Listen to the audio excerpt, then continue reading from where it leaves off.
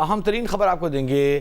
ایران امریکہ مذاکرات کے حوالے سے اہم ترین پیغام لے کر وزیر داخلہ محسن نقوی گزشتہ روز تہران پہنچے۔ امریکہ اور ایران کے درمیان پائیدار جنگ بندی کے لیے پاکستان کی سفارتی کوششیں جاری ہیں۔ وزیر داخلہ محسن نقوی کی ایران کے وزیر خارجہ عباس ارغچی سے تہران میں ملاقات۔ ایرانی خبر ایجنسی کے مطابق محسن نقوی نے عباس ارغچی کو سپریم لیڈر کے لیے فیلڈ مارشل سید عاصم منیر کا خصوصی خط پہنچایا۔ اس سے قبل وزیر داخلہ محسن نقوی نے ایرانی ہم منصب اسکندر مؤمنی سے بھی ملاقات کی ہے۔ یہ مناظر آپ دیکھ سکتے ہیں۔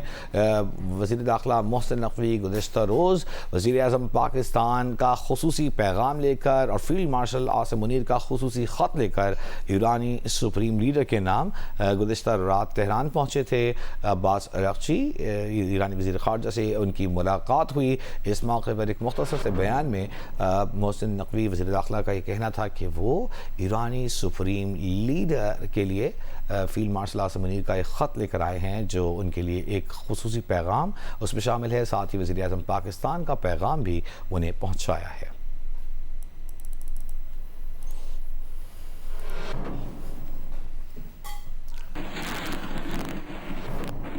آبنائے ہرمز پر ایران کا مکمل کنٹرول ہے۔ صرف وہ بحری جہاز یا کنٹینرز آبنائے ہرمز سے گزر رہے ہیں جہاں IRGC اجازت دے رہی ہے۔ بغیر اجازت گزرنے کی کوشش کرنے والے جہازوں کو ایرانی حکام روک لیتے ہیں۔ آبنائے ہرمز سے تازہ ترین صورتحال بتائیں گے جن سے نمائندے عباس نقوی۔ عباس ناظرین، جس طرح آپ دیکھ رہے ہیں ابھی ہم دنیا کے اس حساس علاقے میں موجود ہیں جہاں دنیا کا 20% آئل جو ہے وہ یہاں سے ایکسپورٹ ہوتا ہے۔ جی ہاں، آبنائے ہرمز اس جگہ کا نام پورے میڈیا میں چھایا ہوا ہے۔ آبنائے ہرمز میں ایران کا کنٹرول ہے اور آبنائے ہرمز کے باہر جو اوشن کی طرف جایا جائے وہاں امریکن بلاکیڈ۔ ایران اور امریکہ کے درمیان جو MOU تیار ہو رہا ہے اس کی مرکزی شق ہرمز پر کس کا کنٹرول رہے گا مانی جاتی ہے، اور ذرائع کہتے ہیں اسی وجہ سے ابھی تک کوئی فائنل ڈیل سامنے نہیں آئی۔ امریکن صدر ڈونلڈ ٹرمپ نے تو اعلان کیا تھا کئی دفعہ کہ آبنائے ہرمز کھل چکا ہے، لیکن ابھی جو سچویشن ہمیں نظر آ رہی ہے وہ یہ اس بات کا الٹ ہے۔ آبنائے ہرمز ابھی تک بند ہے اور ایرانی کنٹرول کے اندر ہے۔ ایرانی ٹیریٹوریل واٹر مانا جاتا ہے اور تمام تر ایرانی قوانین اس پر لاگو ہیں۔ ابھی بھی آپ دیکھ رہے ہیں میرے بیک گراؤنڈ میں کچھ شپس جو ہیں وہ کھڑی ہیں اور ان کی تعداد کافی زیادہ ہے، سینکڑوں کی تعداد میں شپس جو ہیں وہ اس علاقے میں کھڑی ہیں، اور جب تک ایرانی نیوی ان کو اجازت نہیں دے گی تو وہ اس آبنا سے گزر نہیں سکتے۔ دوسری طرف یہ علاقہ روزانہ اٹیکس کی زنجیر میں جکڑا ہوا ہے۔ ڈرونز گرائے گئے، میزائلز فائر ہوئے، دونوں طرف سے جھڑپیں جاری ہیں۔ ایرانی کشم آئلینڈ سرخ کا علاقہ امریکن آرمی کے ذریعے ہٹ ہوا اور جوابی کارروائی میں کویت کے امریکن بیس کو ہٹ کیا گیا۔ ان دنوں میں مرین ٹریفک ڈیٹا میں ایک نام دیکھا گیا، IRGC ٹول کلیکٹ۔ اب یہ واقعی اصل میں ایک شپ ہے یا آن لائن ہیکرز کی ٹرولنگ، یہ وقت ہی بتا سکتا ہے، لیکن یہ خبر ضرور منظر عام پر آئی ہے کہ جو جہاز اپنے نیویگیشن سسٹم بند کر کے ہرمز کراس کرنے کی کوشش کر رہے تھے انہیں اسٹرائک کیا گیا اور روک دیا گیا۔ جی ناظرین، ابھی آپ یہ دیکھ رہے ہیں میرے پیچھے ایک شپ ہے جو ایرانی انتظامیہ نے اس کو روک لیا ہے اور اس کو آگے جانے کی اجازت نہیں ہے۔ اسی طرح کے کافی شپس ہیں جو اس علاقے میں رکے ہوئے ہیں اور جب تک ایرانی انتظامیہ ان کو اجازت نہیں دے گی تو یہ آگے جو ہے وہ جا نہیں سکتے۔ تقریباً روزانہ 20 سے 30 جو ہیں وہ شپس، بحری جہاز، اب وہ بے شک آئل ٹینکرز ہوں یا عام کنٹینر شپس ہوں یا باقی شپس، ان کو ایرانی نیوی جو ہے وہ اجازت دے رہی ہے آبنائے ہرمز سے گزرنے کی۔ Syed Abbas Naqvi, Geo News TV، آبنائے ہرمز، ایران۔ اور اب بات کریں گے آزاد کشمیر کی۔ 12 مہاجر نشستیں آرٹیکل 22 کے تحت آئینی تحفظ رکھتی ہیں۔ انتظامی فیصلے سے انہیں تبدیل نہیں کیا جا سکتا۔ تبدیلی کے لیے آرٹیکل 33 کے تحت آئینی ترمیم ضروری ہے۔ آزاد جموں و کشمیر سپریم کورٹ نے مہاجر نشستوں کے معاملے پر حکومتی موقف درست قرار دے دیا۔ صدارتی ریفرنس پر رائے دیتے ہوئے سپریم کورٹ نے کہا کہ آئینی ترمیم عوامی مینڈیٹ، پارلیمانی بحث آئینی طریقہ کار سے ہی ممکن ہے۔ آرٹیکل 22 کی کلوز 4 کے تحت انتخابات کا بر وقت انعقاد لازمی ہے۔ احتجاج یا سیاسی تنازع اس میں رکاوٹ نہیں بن سکتا۔ انتظامیہ امن عامہ، آئینی نظم اور قانون کی حکمرانی برقرار رکھنے کی پابند ہے۔ انتخابات کے انعقاد اور امن عامہ کے تحفظ کی آئینی ذمہ داری ریاست کی ہے۔ صدر آزاد جموں و کشمیر نے حکومتی مشورے پر آئین کے آرٹیکل 46A کے تحت صدارتی ریفرنس دائر کیا تھا۔ ماہرین قانون کا کہنا ہے کہ عدالت رائے نے انتخابات میں مداخلت کرنے والوں کے خلاف قانونی کارروائی کی بنیاد مضبوط کر دی ہے۔ اس نے آئینی بالادستی، قانون کی حکمرانی اور امن استحکام کے تحفظ کے ریاستی موقف کو تقویت دی ہے۔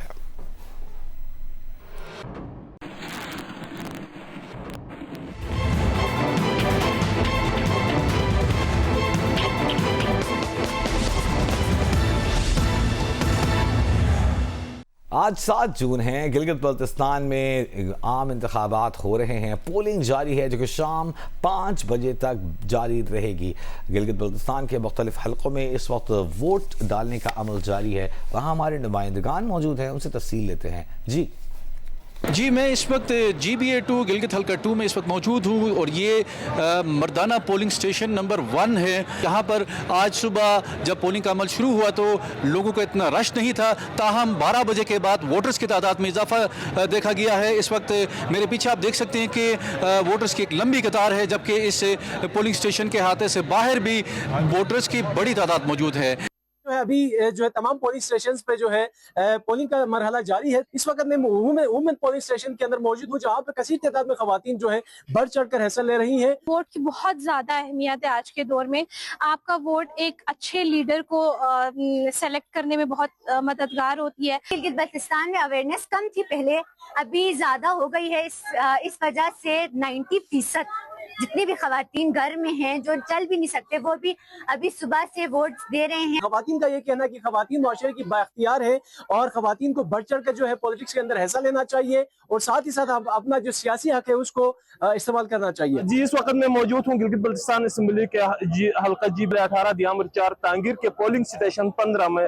اب سے کچھ دیر پہلے یہاں پہ معمولی سی تلخ کلامی کے بعد پولنگ سٹیشن کا عمل کو روک دیا گیا تھا۔ اس کے بعد اب دوبارہ سے پولنگ کا جو عملہ ہے وہ انہوں نے اپنی نشستیں سنبھالی ہوئی ہے اور پولنگ کا جو سلسلہ ہے وہ باقاعدگی سے شروع ہو چکا ہے۔ اس حوالے سے یہاں پہ پنجاب پولیس اور گلگت بلتستان پولیس کے جوان اپنے فرائض انجام دے رہے ہیں۔ سکردو 3 کے پولنگ سٹیشن نمبر 1 پہ موجود ہے، جہاں پہ ووٹنگ کا سلسلہ شام 5 بجے تک جاری رہے گا۔ مختلف پولنگ سٹیشنز پہ ووٹرز کی آمد کا سلسلہ جاری ہے۔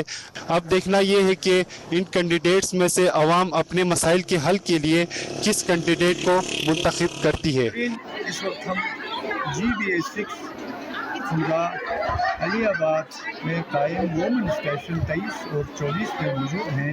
یہاں پہ خواتین ووٹرز کی بہت بڑی تعداد موجود ہے، قطاروں میں کھڑے ہو کے اپنے پسندیدہ اور اپنے سپورٹ کے امیدواروں کو ووٹ کر رہے ہیں۔ یہاں پہ سیکورٹی کا بھی خاطر خواہ انتظام کیا گیا ہے، جہاں پولیس کے علاوہ پنجاب پولیس کے علاوہ GP پولیس کے جوان مستعد کھڑے ہیں۔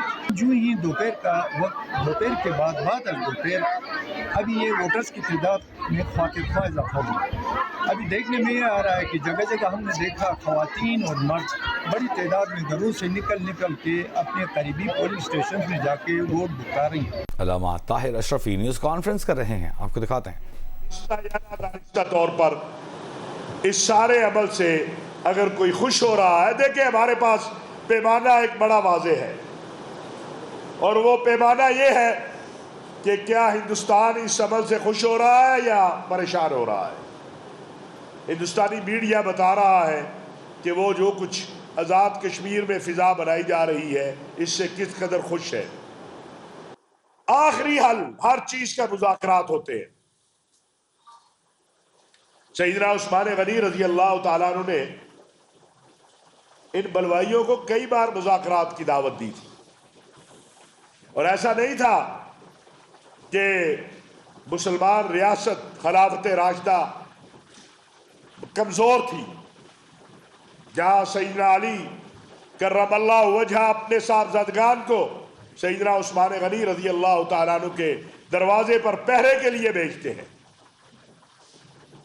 صرف ایک حکم چاہیے تھا کہ سیدنا عثمان غنی ایک حکم دے دیتے، لیکن وہ خواب جو تاریخ کا حصہ ہے کہ رسول اکرم صلی اللہ علیہ وسلم نے جب ارشاد فرمایا کہ عثمان کیا چاہتے ہو، لڑو گے تو فاتح ہوگے، فتح پاؤ گے، کہا نہیں یا رسول اللہ، میں روزہ آپ کے ساتھ افطار کرنا چاہتا ہوں۔ 40 دن محاصرہ رہا، پانی بند، کھانا بند۔ تو ہمیں یہ سبق ملتا ہے کہ مسلمانوں کا خون اور آپس میں تصادم، کیونکہ سیدنا عثمان غنی رضی اللہ تعالیٰ عنہ کا موقف یہ تھا کہ لا الہ الا اللہ پڑھنے والے کسی بھی انسان کا میں خون نہیں بہانا چاہتا۔